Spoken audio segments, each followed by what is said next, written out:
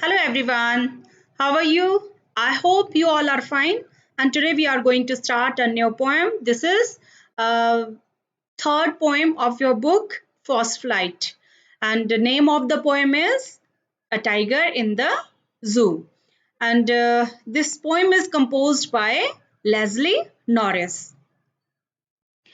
इस पोएम में जो पोइट है उन्होंने ये दर्शाने की कोशिश की है कि हर व्यक्ति चाहे मतलब हर इंसान या फिर हर जानवर की अपनी एक आज़ादी होती है, उसकी एक स्वतंत्रता होती है, उसकी उस स्वतंत्रता को कभी नहीं छीना जाना चाहिए।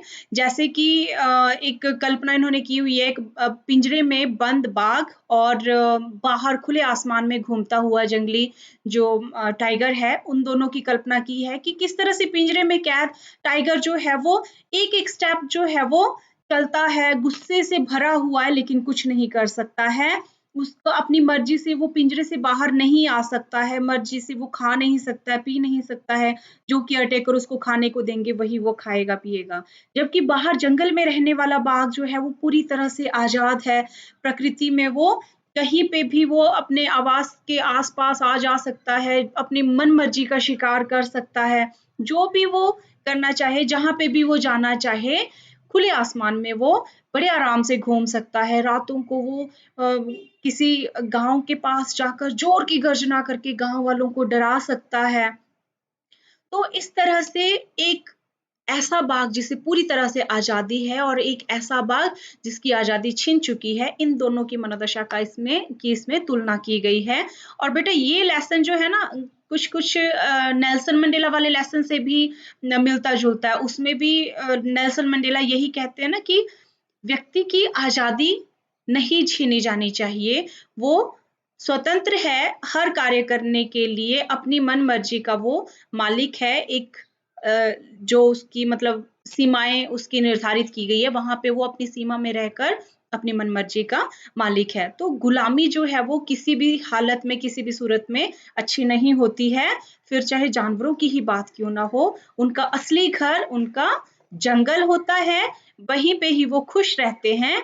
पिंजरे में अपने एंटरटेनमेंट के लिए हम उन्हें अपने मनोरंजन के लिए उन्हें कैद करके रखें, ये अच्छी बात नहीं है। तो इसी में इस पोएम में हम बाकी इसे मनोदशा के बारे में पढ़ेंगे। He stalks in his vivid stripes, the few steps of his cage, on pads of velvet quiet in his quiet rage. तो पोइट कहता है यहाँ पे स्टॉक्स का मीनिंग है धीरे-धीरे चलना, धीरे-धीरे चलना। पोइट कहता है कि बाघ जो है विविध होता है, चमकदार और गहरी स्ट्राइप्स होता है धारियां। बाघ के शरीर पे क्या होती हैं? ये गहरे रंग की चमकदार धारियां होती हैं। तो पोइट कहता है कि बाघ अपने पिंजरे में चुपचाप धीरे-धीरे चल रहा है और बाघ के शरीर पे क्या है? धारियां। एक ऐसा जानवर बाघ जिसके शरीर पे चमकदार गहरी धारियां हैं, अपने पिंजरे में वो चुपचाप इधर से उधर टहल रहा है या चल रहा है। The few steps of his cage, अपने पिंजरे में वो कुछ ही कदम इधर से उधर रख पा रहा है। पिंजरा इतना बड़ा नहीं होता है कि वो दौड़े या छलांगे लगाए, जंप करे या बहुत दूर तक दौड़ के चला जाए, बल्कि वो छोटा होता है, वहाँ पे कुछ लिमिट स्टेप्स ही वो रख सकता है। On pads of velvet quiet, pads of velvet means गद्दीदार पैर। ये यहाँ पे पिक्चर बनी हुई है। इस पे ये देखिए, इसका जो बाघ का जो पंजा होता है ना, इसके नीचे ये गद्दियां जैसी मतलब गद्दीदार पैर होते हैं इसके। तो अपने गद्दीदार पैरों से वो and in his quiet rage, rage होता है गुस्सा, और गुस्से से भरा हुआ है, फिर भी वो अपने गद्दीदार पैरों से उस पिंजरे में चुपचाप से टहल रहा है, इधर से उधर कुछ स्टेप्स वो रख रहा है। दूसरे शब्दों में आप कहें तो बाघ जिसके शरीर पे बहुत गहरी और चमकदार धारियां हैं, वो अपने मखमली पैरों से पिंजरे में कैद इधर से उधर कुछ कदम वो रख रहा है, जबकि वो गुस्से से भरा हुआ है, फिर भी वो गुस्सा शो नहीं कर रहा है, क्योंकि उसे पता है अगर वो ज़्यादा दहाड़ेगा, गुस्सा करेगा, तो वो उसका कोई फ़र्क नहीं पड़ेगा किसी के ऊपर। वो वैसे का वैसा ही रहेगा, कोई उसकी उस बात पे मतलब उसके गुस्से पे ध्यान नहीं देगा। He should be lurking in shadow, sliding through long grass, near the water hole where plump deer pass. तो पोइट इसमें कहता है कि अगर वो बाहर होता, अब वो पहले तो उसने एक पिंजरे में कैद बाघ की मनोदशा बताई कि किस तरह से वो गुस्से में है, लेकिन पिंजरे के अंदर कैद है, वो कुछ नहीं कर सकता है। और अब वो दूसरे स्टेंजा में बता रहा है कि अगर वो बाहर होता, जैसे बाहर कोई टाइगर है, बाहर जंगल में, खुले आसमान के नीचे टाइगर है, तो वो क्या करता? सपोज अगर वो बाहर होता, he should be lurking in Shadow. वो क्या करता? लर्किंग होता है घात लगाए बैठना। वो किसी पेड़ की छाया में या किसी घास में, वो घास के पास वो घात लगाए बैठता। जैसे यहाँ पे आप देख रहे हो, शेर शिकार करने से पहले, टाइगर शिकार करने से पहले घात लगाता है, पहले अपने शिकार को जांचता है, उसकी हर एक्टिविटी को वो बड़े ध्यान से उसको रीड करता है, फिर जाके वो मौका पाकर उस पे शिकार करता, उसको उस पे हमला करता है। तो वैसे ही वो भी घात लगाए बैठता। स्लाइडिंग थ्रू लॉन्ग ग्रास, मतलब जो लंबी-लंबी घास है उससे वो फिसल कर नीचे जाता, आराम से धीरे-धीरे जाता अपने शिकार को पकड़ने के लिए। Near the water hole, water hole means पानी का स्रोत, जहाँ पे जानवर पानी पीने आते हों। ये जो लंबी-लंबी घास है, ये कहाँ पे बताई हुई है? किसी वाटर होल के पास, किसी पानी के स्रोत के पास वो लंबी-लंबी घास के पीछे जाके बैठा हुआ है, छिपा हुआ है। धीरे-धीरे फिसल के वो उस पानी के स्रोत के पास जाता। वेयर प्लम्प डियर पास, जहाँ पे प्लम्प होता है गोल-मटोल, मोटे, है ना? वहाँ पे अच्छे तंदुरुस्त और गोल-मटोल जो हिरन हैं, वो पानी पीने आते और वो घात लगाए वहाँ पे उनका इंतज़ार करता। जैसे ही हिरन आता, वो उस पे अटैक करके उसका शिकार कर लेता। तो ये बाहर जो हिरन है, जंगल में जो सॉरी हिरन नहीं, टाइगर, जंगल में जो टाइगर है उसकी बात की गई है। अगर अगर वो बाहर होता तो इस तरह से शिकार करता, लेकिन पिंजरे में कैद शेर जो है, टाइगर जो है, सॉरी टाइगर जो है, वो इस लायक नहीं है, मतलब उसकी आज़ादी छिन चुकी है, अब वो अपनी मर्जी से शिकार नहीं कर सकता है।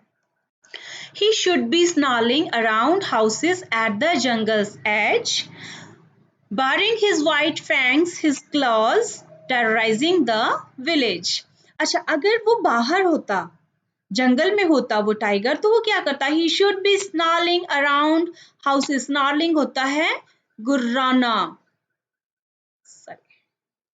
Snarling means गुर्राना। अगर वो बाहर होता, जंगल में होता, तो क्या करता? घरों के आसपास, जहाँ पे जंगल के नियर बाय जिन लोगों के मतलब जिन्होंने घर बनाए हुए हैं, उनके आसपास वो गुर्राता, जोर-जोर से आवाज़ करता। एट द जंगल्स एज, और जो कि जंगल के किनारे मतलब बॉर्डर पे जो घर बने हुए हैं, उनके आसपास वो जाकर गुर्राता, उनको डराता।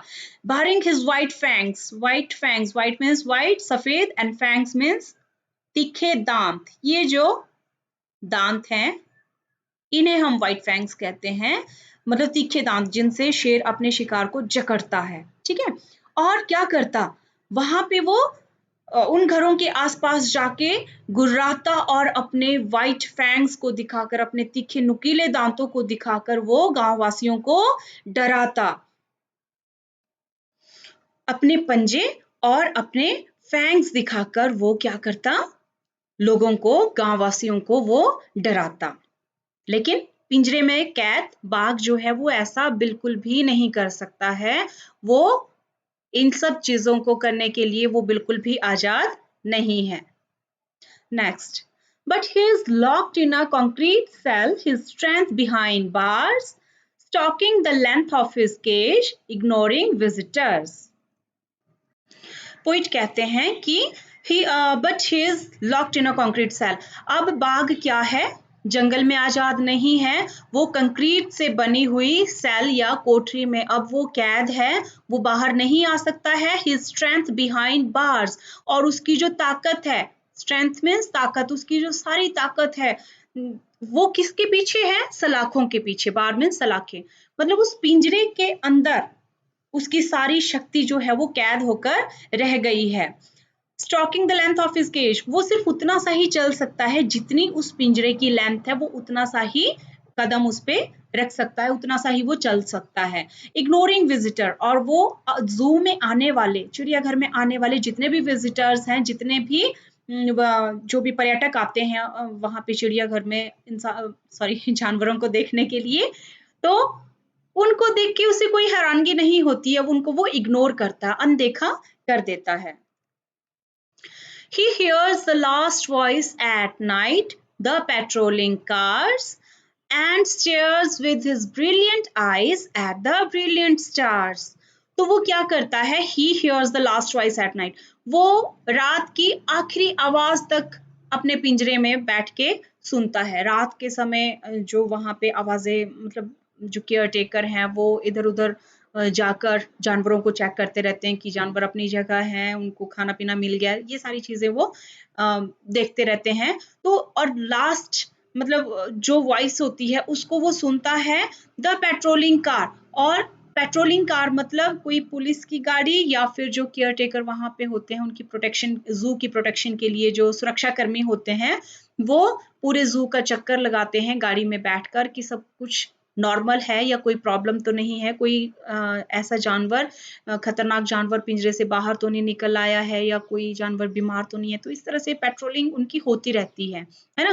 तो पेट्रोलिंग कार्स को वो देखता रहता है, उनके मतलब वहां से आने वाली हर आवाज को वो सुनता रहता है रात के समय, and stairs with his brilliant eyes, और अपनी चमकीली, ब्रिलियंट आईज मीन्स चमकीली आंखों से, एट द ब्रिलियंट स्टार, रात के आसमान, रात के समय आसमान में जो ब्रिलियंट स्टार्स है, चमकीले तारे हैं, उनको वो अपनी चमकीली आंखों से एकटक देखता रहता है, निहारता रहता है।